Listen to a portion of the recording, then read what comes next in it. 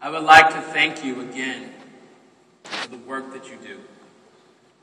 City Year is a phenomenal organization.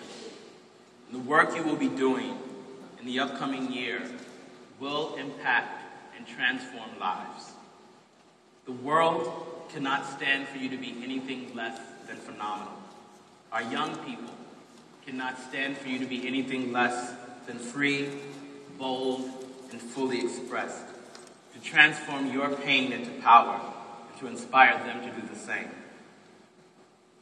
I mentioned in my personal story that after graduate school, I ended up teaching in some of the most challenged neighborhoods in New York City.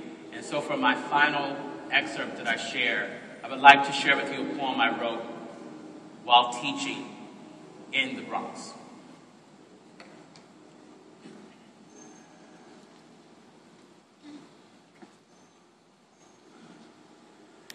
I was born in the ghetto,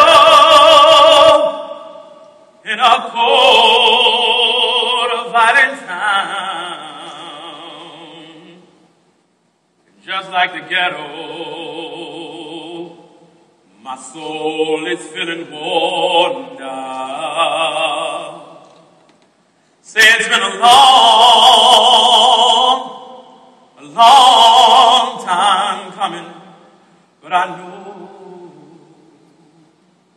a change is gonna come when we connect, disconnect, connect, reconnect, connect, connect, connect.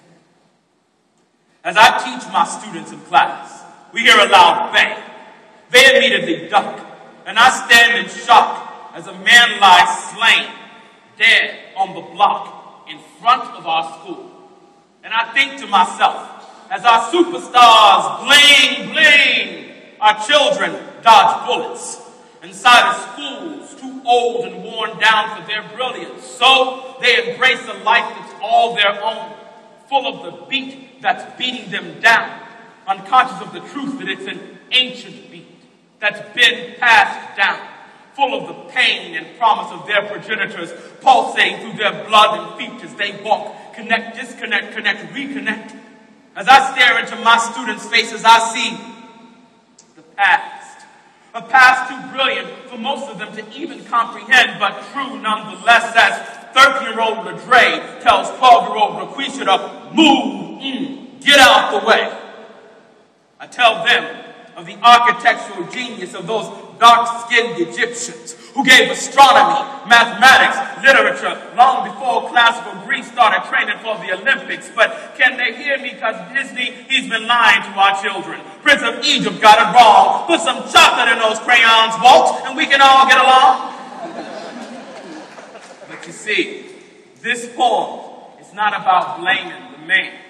Black superstar, tell me, where do you stand?